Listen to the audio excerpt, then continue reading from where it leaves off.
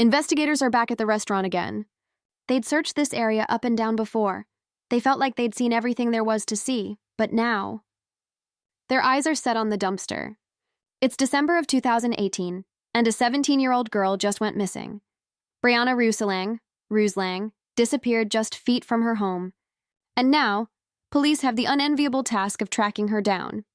Unfortunately, all their efforts up to this point led them here, to the dumpster. So, without hesitation, one detective makes the move. He creeps forward towards the container and opens the lid. Welcome to the Crime Stories. If you're new here, I'm your host, Harry, and I post new true crime documentaries every single day. We don't use a bunch of AI garbage or anything like that. We focus on classic, heartfelt true crime, focusing on the victims and their stories more than anything else. So if that's your kind of thing, be sure to hit that subscribe button. It's totally free and just keeps you up to date with all my latest cases. Breana Rouhselang was born on November 5th, 2001 in Mishawaka, Indiana. She was introduced to softball at the age of 5, and from then on, it was pretty much history. Breana loved everything sports-related, so much so that she wanted to study athletic training in college. But her real passion was always softball. At the time of the case, 17-year-old Breana was a junior at Mishawaka High School, and she enrolled in cheerleading in her freshman and sophomore years, and was also the manager for the school football and softball teams. It's clear to see this girl was busy, but she was also driven, dedicated, and passionate. Breana's family was Christian, and her favorite holiday was, naturally, Christmas. But outside of school and events, she spent most of her time with her family and her friends. But not one to slack off, she even used a lot of her downtime to help out with local community events and festivals and whatnot. Breana just didn't know how to quit.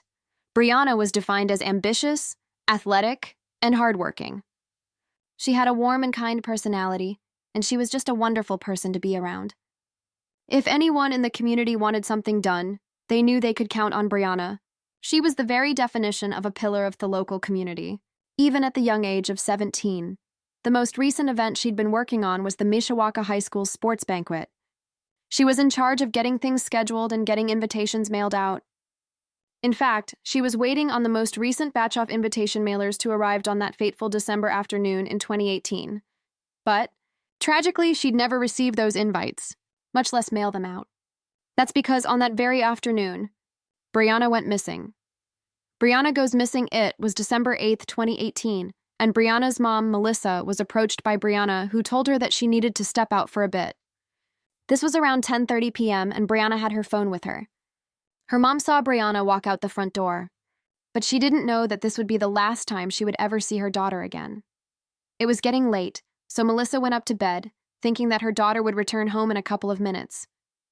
But suddenly, Melissa woke up a little past midnight at around 1 a.m., and when she went to Breana's room to check up on her, she was stunned to a stop. She was expecting Breana to be tucked under the sheets, sleeping soundly, but the room was empty. Breana never made it back home. That was when fear and worry consumed Melissa, and she just a terrible weird feeling that something wasn't right. A frantic Melissa turned the house upside down, but there was no sign of her daughter. She called up Breana's friends in a panic and asked them if they had seen her, but they hadn't. So Melissa finally woke everyone up in the house, and the detectives were called in the early morning hours of December 9th. 17-year-old Breana Rouhselang was officially reported as missing. The investigation, initially. The investigators weren't too worried about Breana's disappearance. They thought that Breana was going through a rebellious streak, and perhaps she decided to spend the night elsewhere.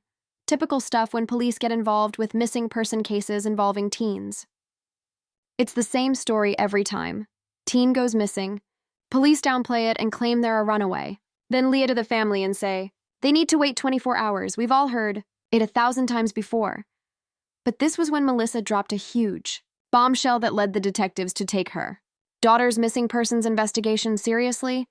The plot twist was that 17-year-old Breana was pregnant. Yes, you heard it right. Breana was 6 months pregnant at the time of her disappearance. So this was really worrisome for everyone. Was Breana possibly in trouble? Did she need medical help? Where would she beat this ungodly hour of the night? Also, who was the baby's father? Well, this is exactly what the police asked Melissa, and she gave a name to the police. It was none other than Breana's boyfriend, Aaron Trejo, who was 16 at the time. but their relationship isn't what you think it is. If anything, Breana and Aaron's relationship was a secret. And it wasn't until some time ago, when Breana broke the news of her pregnancy to her mom, because, well, she wasn't able to hide it anymore. So, who was this Aaron guy? Well, hang on for just a moment, we'll get back to this. Because before the detectives could find this out, they needed to know why and where Breana went so late in the evening. Well, this was when investigators were made aware of another detail. The reason Breana had left home that night was to meet up with her boyfriend, Aaron. Now, this was odd to the investigators for a lot of reasons. First of all, the timing just didn't make sense. What could be so important that two teenagers had to discuss it with each other late at night? And why couldn't they settle this over a phone call? Secondly, the meeting place Aaron suggested raised many red flags for the detectives, and really everyone who heard of it. Meeting behind the family house? That's just a little weird. But anyway, phone records showed that Aaron texted Breana that they should meet up behind Breana's house, in a dark and remote alleyway. Obviously, things were not looking good to the police, and they immediately needed to get in touch with Aaron to figure out where Breana had gone and if she was safe or not. Naturally, police were highly suspicious of this Aaron guy, but nothing could have prepared them for what they were about to encounter next. The suspect in the early hours of December 9th, 2018. Without wasting any time, the police brought 16-year-old Aaron Trejuento to the police station for questioning. He hadn't done anything wrong, but for all the obvious reasons, they wanted to talk to him about why Breana had simply vanished like she did. That was also when the detectives found out that when Melissa woke up at 1 a.m. and failed to find her pregnant daughter in the house, she called up Breana's friends for more information. Well, one of the people Melissa called was none other than Aaron. Melissa knew that Breana was stepping out to meet with Aaron, so he was the first person on her list of people to call. But what Aaron told Melissa led her to become even more confused. See, Aaron told Melissa that he was at home, and even though he did ask Breana to meet up, she never showed up. Aaron explained that he waited for a long time behind Breana's house. But then, when he knew that she wasn't coming, he decided to go back home. Aaron also claimed that he called and texted Breana multiple times, but she never picked up. Aaron said that he was left feeling a little annoyed, if he was being honest. First, Breana didn't show up, and now, she wasn't picking up her phone to let him know that she wasn't coming. I mean, I'd be a little bit annoyed too.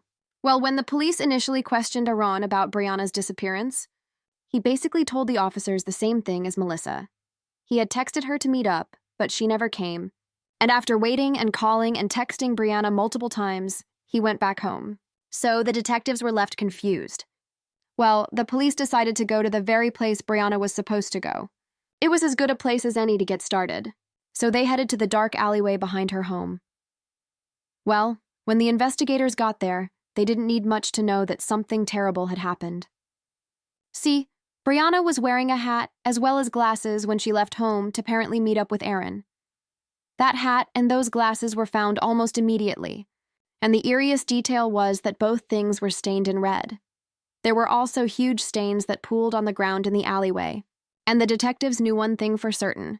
They were now standing in a crime scene, and whatever happened to Breana was pretty gruesome. After being met with this terrifying and honestly unexpected scene, the detectives' hearts began to sink. That's because, as much as they didn't want to admit it, they knew that, after seeing this, the chances of finding Breana alive were pretty slim. Well, soon after this discovery, the police whirled to a place a block away, and that was when they saw a dumpster. This dumpster was behind a restaurant, and it was really close to Breana's home. The detectives were dreading opening this dumpster, but they had to take their chances. When the officers opened the dumpster, they found a few black plastic bags, but after poking and prodding a bit, they felt something unusual. Some trash bags had a sort of give to them, and there was also something peeking out of one of the bags. It looked like a fabric or a scarf. When the police honed in on the weird plastic bags and checked them, their eyes caught a terrible sight. Inside one of the bags, a young girl, possibly in her teens, was found lifeless with multiple wounds to her body. The fabric peeking out from earlier was in fact a scarf, and it was found around the girl's neck. Someone had tried to conceal the girl's body in plastic bags, but the effort was obviously hasty. The detectives had a very bad feeling about this discovery. They knew that Breana was missing. Her hat and glasses were found in a questionable state behind her home, But even though the puzzle pieces were falling into place, the police needed to officially identify the body. But here's the worst part. Tragically, the girl also had a swollen stomach. She was pregnant. This meant that whoever put this girl in the dumpster had not only taken her life, but her child's life as well.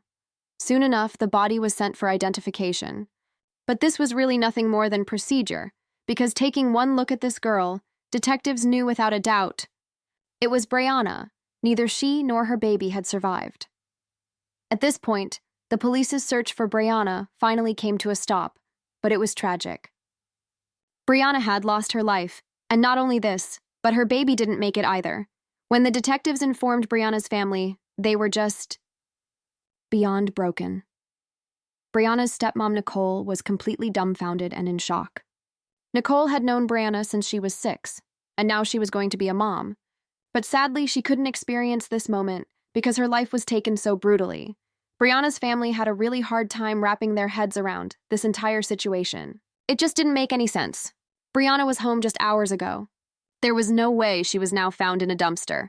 None of this was adding up, and it felt like a weird fever dream. Breana was supposed to be planning for college, but now her family was planning 2 funerals. All of this was so wrong, but it was reality. The community was also fearful.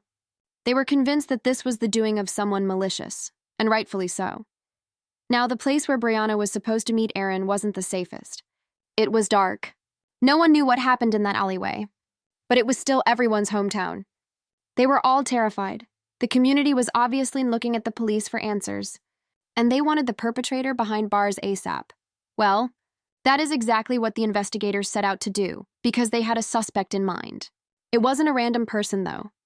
To the police, the attack on Breana looked very personal and rageful.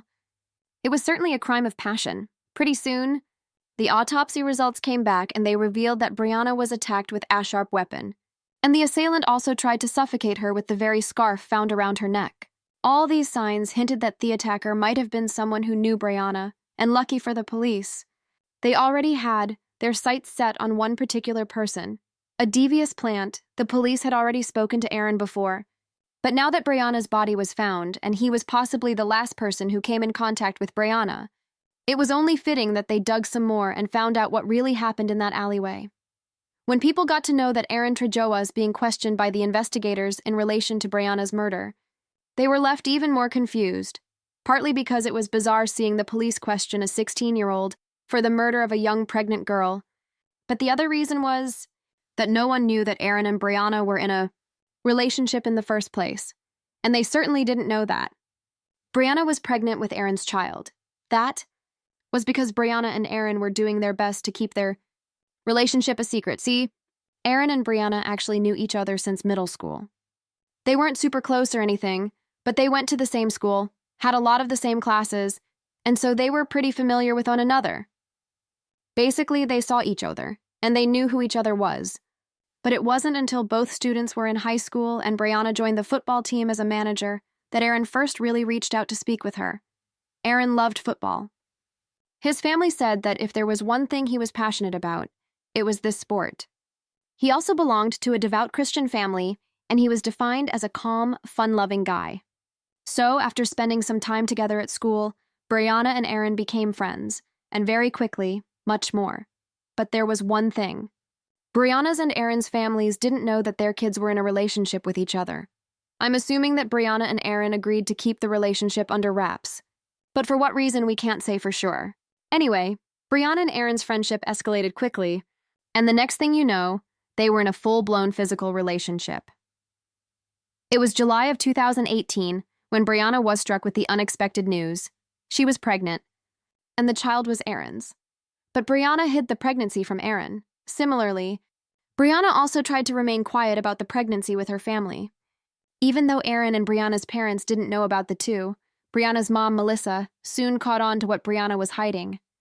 I mean, it was only a matter of time, right? Breana tried very hard to keep the pregnancy a secret, but her mom eventually found out as she started to show. Now, even though Breana was keeping the pregnancy a secret, she was on cloud 9. She was incredibly excited about being a young mother. She regularly went to her doctor's appointments, I assume with her mom, and she found out that she was having a baby girl. Breana was truly over the moon. But the problem was, She couldn't hide it anymore. She was now, very obviously, showing signs of the pregnancy. It had been a solid 4 to 5 months at this point, and Aaron still didn't know that Breana was carrying her child. So eventually, Breana met up with Aaron and broke the news of her pregnancy, and Aaron didn't take it well. This news was a bolt out of the blue for Aaron. He didn't want to have a child. He was only 16. He didn't want to be tied down with the responsibility of caring for a child. He was angry with Breana that she let him in on this secret too late, and naturally so. Now, rather than having 9 months to make preparations, he only had 2 or 3, and he was not happy at all. He was furious that a baby had popped up in his life at all, but it only made things worse now that she was so far along, and he had to come to terms with this so quickly. Now, what we don't know is how involved Breana expected Aaron to be in this baby's life. Considering the two were trying to keep their relationship a secret, it's possible that the two weren't even that serious, relationally. Breana may not have expected Aaron to chip in with the baby at all, or she may have expected him to help raise the kid every step of the way. We really have no clue. But regardless, Aaron was shaken up. He was sure that he didn't want the baby, and he was annoyed with Breana for informing him so late. After this revelation, the two went their separate ways, but little did Breana know. Aaron was busy cooking up a plan, the sentencing by now. With Aaron at the station talking with police, detectives finally and successfully managed to get him to open up. And he told them everything we just went over about his secret relationship with Breana, the unexpected news of the pregnancy after 5 months, and how he wanted nothing to do with the child, his own child. When Aaron laid everything out in front of the police, they were honestly left speechless. Aaron told them that he was wanting Breana to abort the child, but obviously this far along, that's simply not a possibility. Well, the police then went on to ask him about what exactly happened after this conversation with Breana, and what he told the investigators was absolutely harrowing. Aaron confessed that he had made up his mind. He didn't want the baby, and he was anything but pleased with Breana. So instead of, talking to his parents and figuring out a solution to this situation, Aaron began planning a week before Breana's disappearance. He wanted Breana and the child gone. So, he grabbed a couple of black plastic bags and a very sharp weapon from the kitchen, and now all that was left to do was lure Breana into his deadly trap. Breana was not expecting such a negative reaction from Aaron at all. She was at home going to school and dealing with the different changes that came with her pregnancy. She was tired. She had trouble catching up with her studies, but she was still really happy, and since it was December, she was counting down the days until her favorite holiday, Christmas. On the other hand, Aaron was confident that his brilliant plan would clear the path for him. And within a week, there'd be no baby, and definitely no Breana. So on the evening of December 8th, Aaron texted Breana, telling her to meet up with him behind her house. When Breana showed up, Aaron immediately started tearing into her about her pregnancy, how much he didn't want the child, and how much he wanted her to get rid of it entirely. But Breana obviously refused every step of the way. Well, that was when Aaron saw red, and he pulled out the weapon and aimed for Breana's chest. He attacked her again and again until she collapsed, and then he used the aforementioned scarf on her just to make sure that she doesn't make it out alive.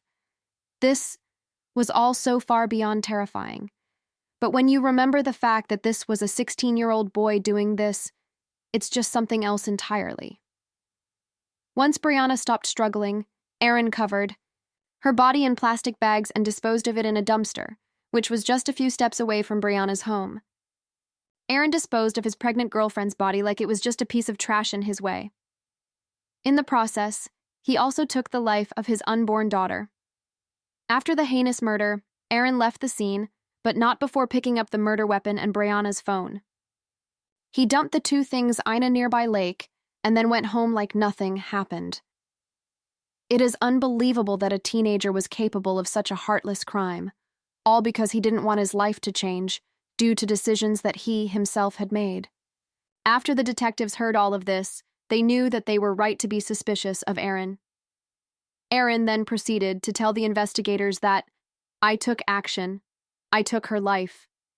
When the detectives asked about the choice of the murder weapon, Aaron explained that he made the choice strategically because he wanted Breana to die faster.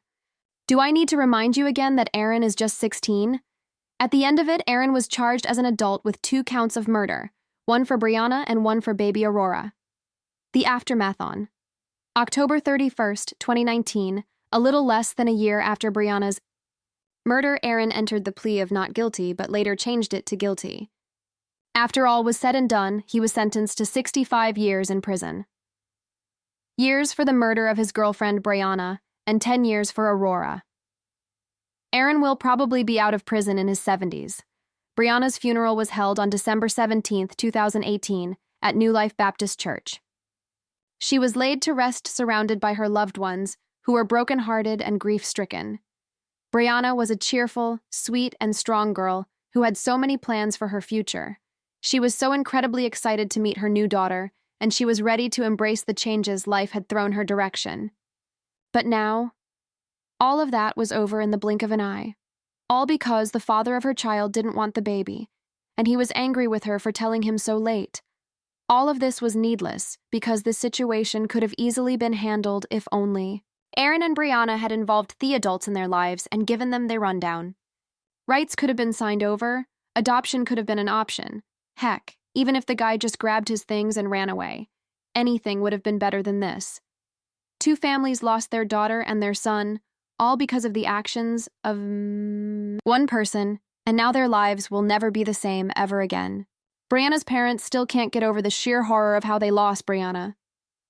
To this day, whenever they look at Breana's contact or her texts in their phones, they're forced to relive the tragedy, knowing that they won't ever get another goofy reply back from their daughter. All of this, and for what? All because one stupid kid just didn't want to grow up. Thank you guys for tuning in to another episode of True Crime Stories. I wanted to give a special thank you to a couple channel members, including Benedict Atana Bene, A2NAH Bean, and Wendy Ward. If you also want to become a member of the channel, you'll gain access to new videos sometimes days or weeks before they're uploaded to the public, and it's a great way to support the channel and help out. I really appreciate those of you who've decided to do that. If you want to join, you can click that big join button below the video, or find the link in the description. And don't forget, the new True Crime Stories. It's Never a Mannequin t-shirt is available now at the link below. Every purchase helps support the channel, and you get a really cool shirt in return. But as always, if you enjoyed this video, check out this other interesting case I covered, and don't forget to subscribe. It is totally free and keeps you up to date with all of my future videos. But my name is Ty Knotts, and I will catch you guys in the next one.